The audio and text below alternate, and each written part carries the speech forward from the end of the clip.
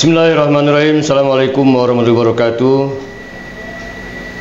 Alhamdulillah wassalatu wassalamu ala Rasulillah wa ala alihi wa sahbihi wa man tabi'alah. Amma ba'du.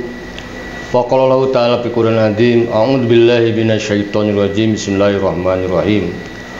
Qul atu'allimunallaha bidinikum wallahu ya'lamu ma fis samawati wa ma fil ardh wallahu bikulli syai'in alim.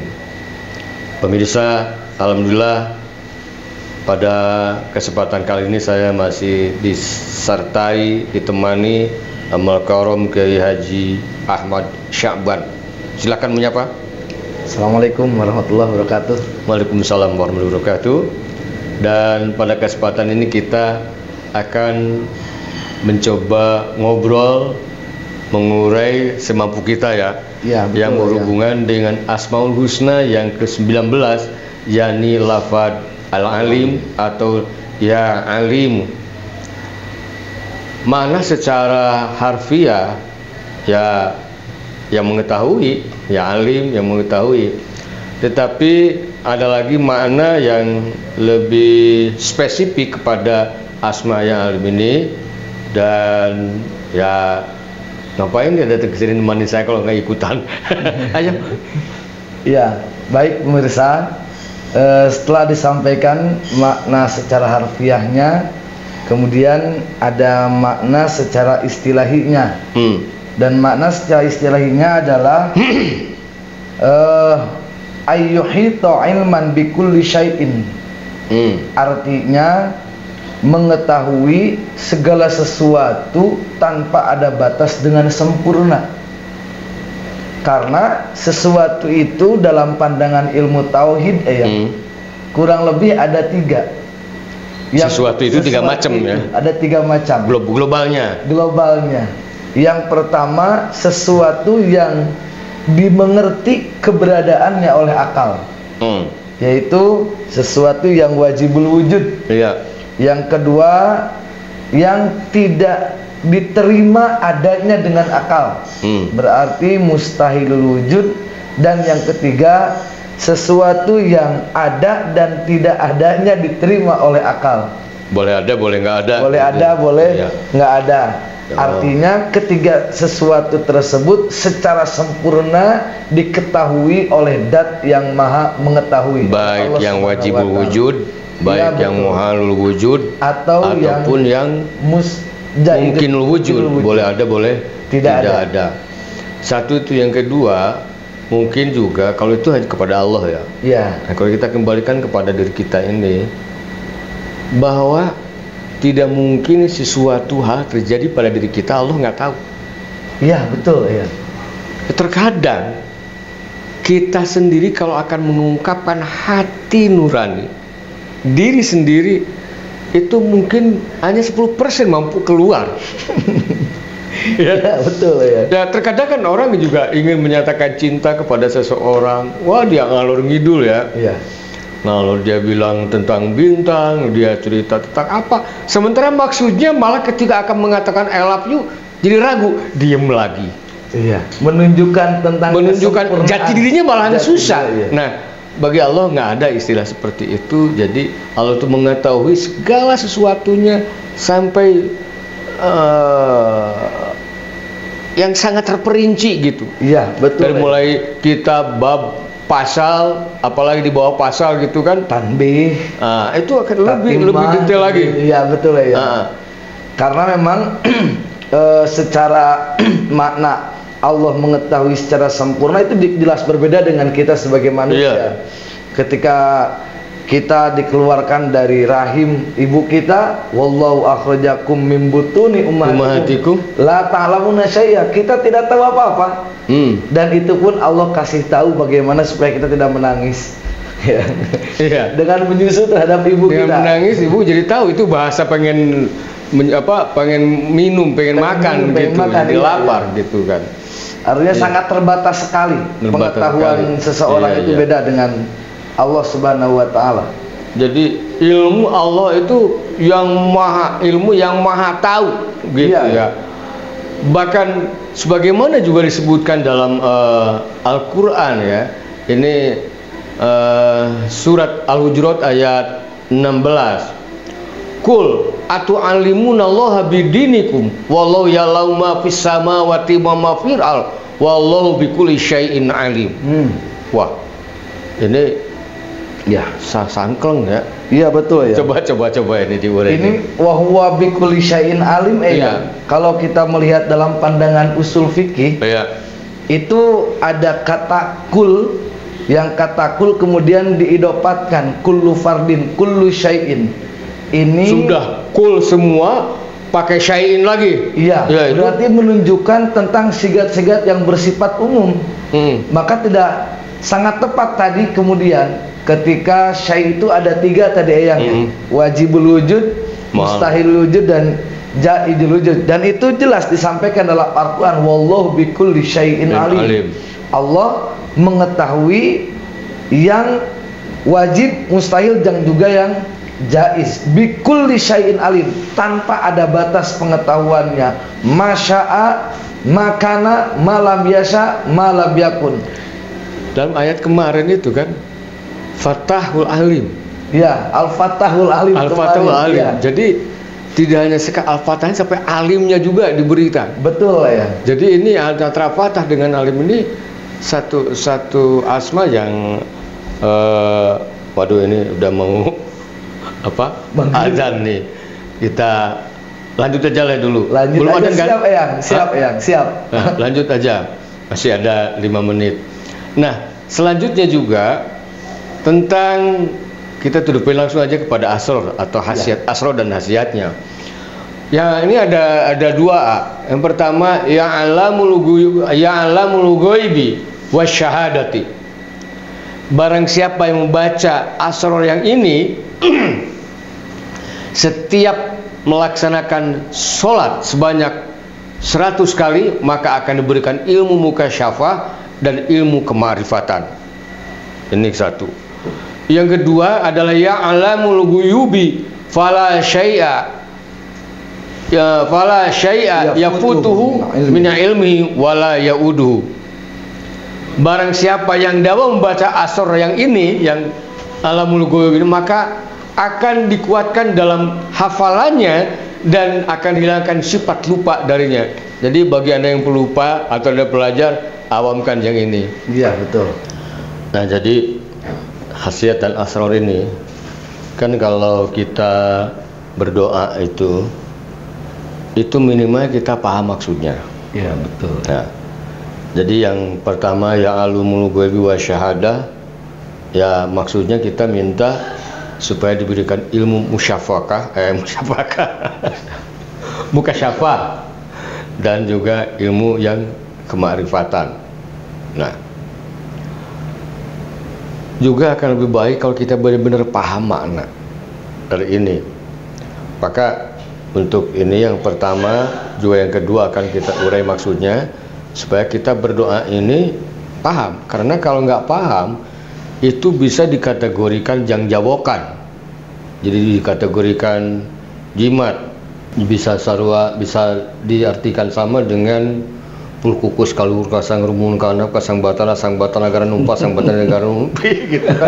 Itu kan nggak jelas maknanya apa. Iya, betul ya. Nah, jadi untuk itu mari kita dengar bagaimana Al-Mukarram Kiai Haji Syaban ini mengurai lebih jauh tentang yang limal ghaibi wa syahadah, di mana dalam hal ini juga kita diberikan kita itu minta mukasyafah dan juga marifat. Ini tentang mukasyafah dan marifat ini atau ya, segemblengan Anda? Ya.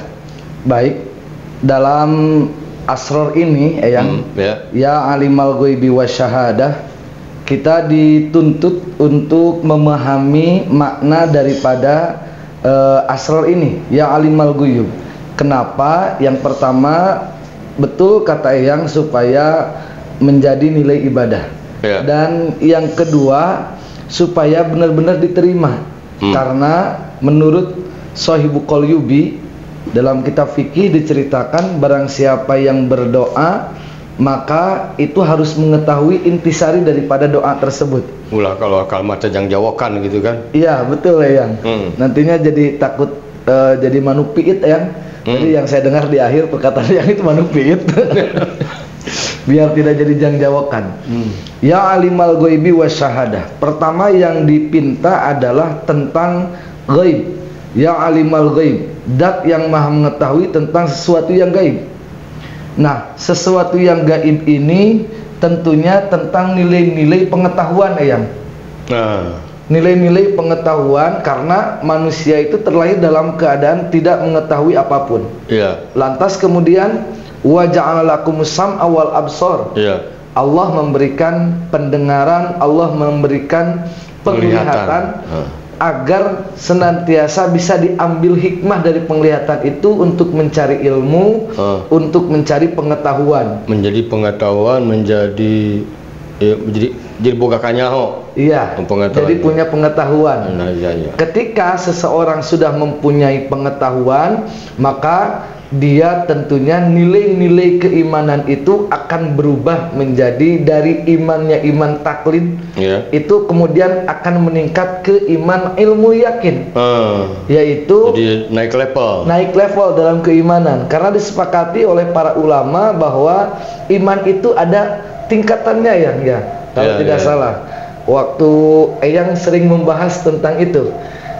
Pertama ada iman taklid yang tidak mengetahui dalil, dan kedua ada iman ilmu yakin. Kita meminta kepada Allah Subhanahu wa taala agar dibimbing pemikiran kita sehingga bisa menemukan dalil secara akli dan dikomparasikan dengan dalil secara nakli. Maka kemudian iman kita akan menjadi iman ilmu yakin. Sehingga di sini kita berdoa, ya alimal ghaib, dat yang mengetahui akan hal-hal dan yang gaib, kita meminta agar hal-hal yang gaib itu diketahui oleh kita menjadi sebuah keimanan. Maka dengan begitu dia menjadi mukasyafah. Iya. Mukasyafah itu apa sih? Orang tuh nggak tahu. Kemarin ada yang titip, ada yang komentar ke saya secara melalui WA, itu katanya uraiannya terlalu tinggi. Kasih tahu dong, orang-orang awam juga pengen ngerti gitu. Ini mukasyafah apaan sih gitu. Jadi mukasyafah itu salah satu derajat yang ada dalam puncak, yang pertama maknanya apa mukasyafah? Keterbukaan. Gitu. Keterbukaan, bisa terbuka tentang asrar robbaniyah, tentang rahasia-rahasia ketuhanan.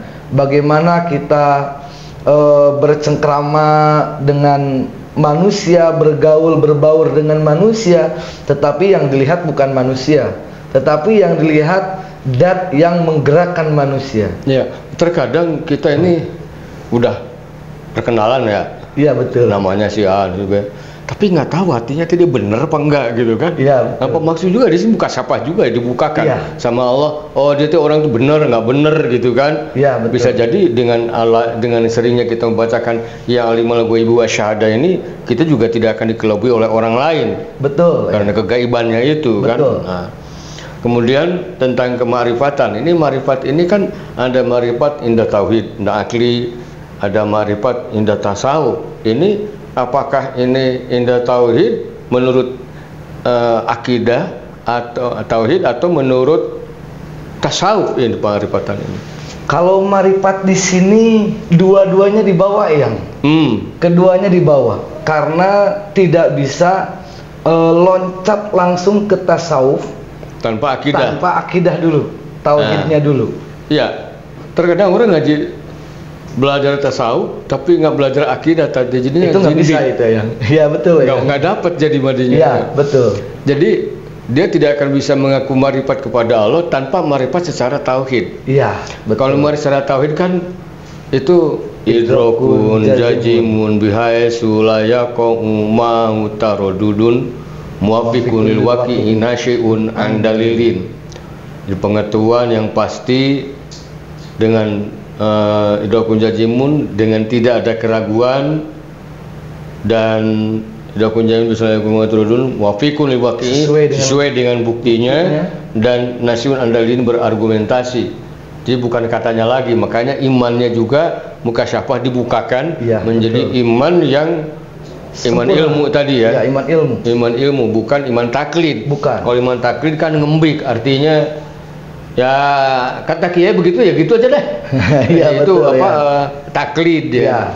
Nah kalau marifat ini selain dibukakan ke marifat secara tauhid, diberikan juga marifatan langsung direct kepada Allah, baik taroki maupun tanazu. Wah ini kalau kita bicarakan ini mungkin jauh lagi nanti. Ya, betul. Mungkin di lain waktu kita akan bicarakan khusus mengenai apa itu marifat menurut ilmu tasawuf yang seringkali kita dengar biasanya ada di kitab Hikam ya, Ibnu Athaillah, dan juga di kitab Ihya Ulumuddin.